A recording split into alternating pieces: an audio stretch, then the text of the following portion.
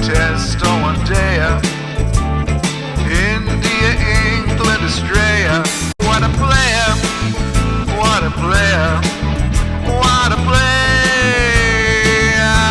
Hello and welcome back to What a Player Concussion sub-series in our fantasy section, where today we'll be giving you fantasy tips for the first T20I between West Indies and Australia. But before that, we are going to do a quick preview of the limited version edition of this tour, where Australia is travelling to West Indies and they'll be playing 5 T20s and 3 ODIs. I have with me Vishak, my good friend. Vishak, how are you? Good, Sanjay. I hope you're also doing good. Very well, very well. I'm doing really well. I keep reminding everyone for the Sunday game, but I think you're doing this for the third time today. Yes. So we've recorded lots of fantasy videos, and I've had this background. Hopefully, it works out well in the end. But okay, coming back to cricket, football. So let's quickly look at the squads for West Indies and Australia to start with. I think West Indies have only declared a squad for the first 2 T20Is, but we'll start with Australia, the touring team. Vishak.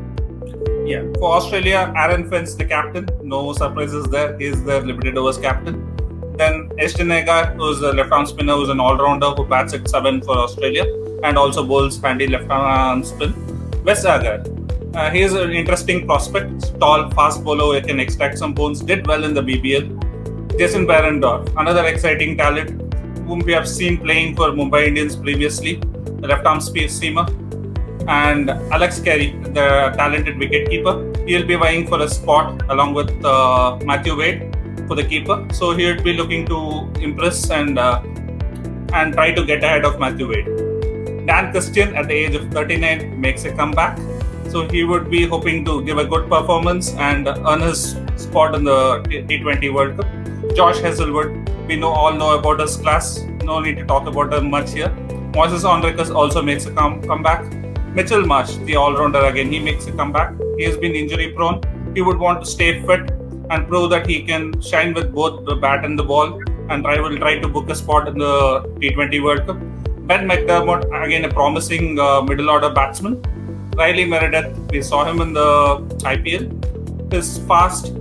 He did well in the BBL, but he couldn't shine well in the IPL. But he would be wanting to prove his detractors wrong and gain good performance. Joshua Philippi, whom we have seen with RCB, wicketkeeper batsman. Mitchell Stark, again a class bowler, and he's tailor-made for the limited overs format. He can swing the ball up front and bowl at the death as well. Mitchell Swepson was the spinner. Ashton Turner, who can forget his heroics in that ODI game against India, where he almost helped Australia chase around 360 single-handedly. And Andrew Tye, a good death bowler. Matthew Wade, he is expected to bat at the top 3. He is expecting to bat at the top 3. So let's see how he performs. He did well against in the T20 series against India earlier this year. So Adam Zappa is the primary leg spinner. Then they have 2 reserve players in Nathan Ellis and Tanveer Sangha.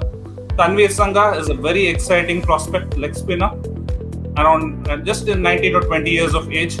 He played for the Sydney Thunder in the BBL, and in his debut season picked around 21 wickets, which is one of the records. So I think he's a very exciting prospect, someone to look out for. Yeah, talking of the West Indies side, obviously they've lost the T20I series against South Africa 3-2. Very, very well completed series at that, and this team is quite similar. They've only picked it up for the first 2, so I expect a few changes. So we've got Pollard, the captain, Nicholas Pooran, the vice captain. A bit surprising. He would have to perform, otherwise his place is in danger because he's not been performing well. Fabian has done well. Dwayne Bravo has done well. Fidel Edwards, he's still playing. I think he's 39 years or so, just like Daniel Christian. Then you got Fletcher, Gayle, Jason Holder, Evin Lewis, the opening order batsman. Obed McCoy did really well. Andrew Russell is back into bowling form. Lendl Simmons did well, and Kevin Sinclair. So that's the team for West Indies. Vishak, I see Glenn Maxwell has opted out of this series. What are your thoughts around it? Because not only Glenn Maxwell, I think there are quite a few omissions. If you see, there's no David Warner. So David Warner, I think, there's no Steve Smith. So there are quite a few omissions. I think Steve Smith and David Warner, they said like anyways they were going to rest them and keeping the longer prospect of Ashes and the T20 World Cup in mind. But there's again some talks that Smith might not play the T20 World Cup. That is again keeping aside some because we have not got any official news on that. So let's wait on it. But talking about Glenn Maxwell, his reason for the omission was he was saying like there's too much to take in the biosecure bubble. But there was again talk made by Aaron Finch that players are ready to play IPL and not for the country. But if that is true, that doesn't give a good picture. And if Glenn Maxwell skips this and comes to the IPL, it actually looks bad. But again, it might be a good strategy what they are working out, because they would want Glenn Maxwell to play in the IPL and gain exposure, because the T20 World Cup is again happening in UAE. You do not know what's happening behind the scenes, but what they're showing might be completely different. So let's wait for it and see what Australia is actually planning it out. Yeah, I'm really disappointed with Glenn Maxwell, especially because I have bought some tickets for the 100 ball tournament in England. So I was looking forward to him playing. So I just realized that he's not coming to England as well, because it would have been really bad if he had opted out of the West Indies series and come to play here. So, but yeah, we all want to see the best players in the IPL. But yeah, if they can play and represent their country as much as possible. I know it's biosecure environment and quite tough on the players. Hopefully this will be a closely competed series. What is your prediction, Vishak, before we move on to the fantasy team for the first ODI? It'll be a closely contested series. Australia, I think, have put together a very good squad, if you see. And West Indies are playing at home. West Indies have 5 more matches after the series. So totally they are playing 10 matches before the T20 World Cup. So it's a good audition for them before the T20 World Cup. And mind you, most of the players play in the IPL as well. So they would have got very good exposure by the time the T20 World Cup would come. But I think this would be the last series. So Australia would want to gain some good exposure, see what the squad looks like, and would want to they would want to finalize their 15 or 20, whatever the squad is, before the T20 World Cup. But we expected West Indies to win the previous series as well, but they didn't. But I think this one, I want the West Indies to win, but my mind says Australia will edge ahead. But my heart says West Indies. Yeah, Australia is the great Australian team. This is the only T20 is the only World Cup trophy that's eluded them. So I think it'll be 3-2 either ways. Hopefully there'll be a lot of competitive games and great exposure for the West Indies guys. They seem to be the one playing all the T20Is, and all the other teams are just touring them and then playing those games. So let's quickly look at the fantasy squad and see what the schedule is like for this tour. Yeah, for the schedule, we have got 5 T20 series. As we said, West Indies are playing, including this series, they're playing 10 T20Is. So very good exposure, but starting with, they've already played 5, and totally they were supposed to play 50. Now 5 is already done. So the next 5 are they going to play against Australia, and all these T20 games are being played at St Lucia. Then followed by an ODI series, which will be played at Barbados. So it will be a good audition for both the teams before the T20 World Cup. Sorry, 5 T20s in 8 days. That's quite a tough schedule. The good thing is obviously it's at the same venue, but quite challenging for the players, I'd imagine. Yeah, if you see I think the first 2 games are back to back, and then if you see they have given some gap. So not sure, but again, if you say it's just 2 games which are back to back, but 1 day break. But again, if you are playing like that, just 5 games in just 8 days, I think it is actually taxing. But if you see, it's just a 20 over game. It's not a long format. Even these players are expected to play Test cricket for 5 continuous days, so they are expected to be fed. So I don't think they will complain anything on this. So that's how they're paid to do this job, actually, to play for the national team. So they have got no choice to complain. And as the saying says, beggars do not get to choose. So they have to do with what they have to do. Yeah. Hopefully no injuries for the players. I think it can be quite taxing. But okay, let's look at the squads quickly for the first T20 Dream11 fantasy team. We are going with wicketkeeper Matthew Wade. He's quite explosive. in the T20I format.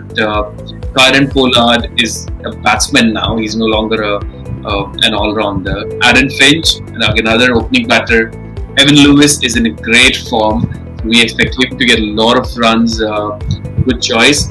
Josh Philippe is the other batsman we are going for. So hopefully these batsmen and wicket keepers would be giving you enough points. I keep saying batsmen. We're trying to change to batters, but I keep habit of saying batsmen. But yeah, Vishak, what are the all-rounders? Going to the all-rounders, we picked Andre Russell. He's back to bowling form again. He's at least bowling 3 overs or 4 overs every game, and is also picking up some wickets. We would also hope that he comes back, bats pretty well and scores some runs. That's something which is lacking. He's not got that big innings going through. So I think if he comes good, it would be very good for West Indies, and they would want him in form before the T20 World Cup. Hetmyer, a useful all-rounder as we already mentioned, and we have gone with him as the vice captain. And since Evin Lewis is in very good form, we have gone with Evin Lewis as the captain in this team. Dwayne Bravo and Obed McCoy are West Indies pacers. Mind you, both of them are very effective at the death.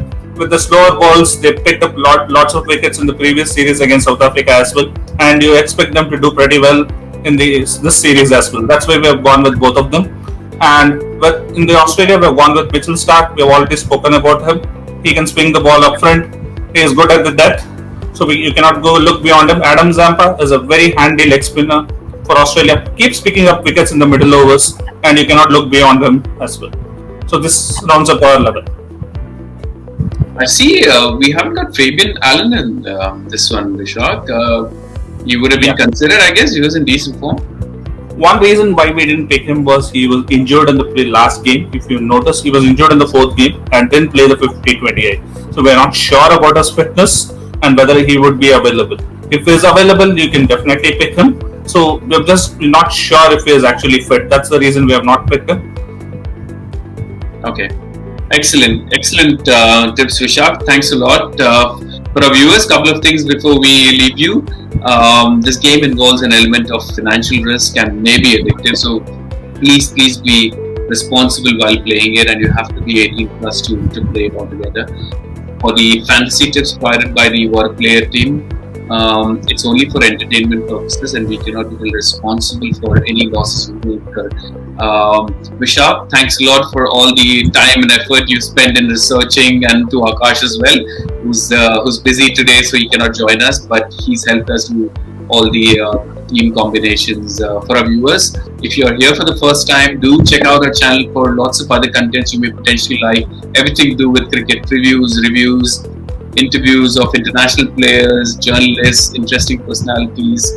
We've started doing some trivia sections which you may potentially like.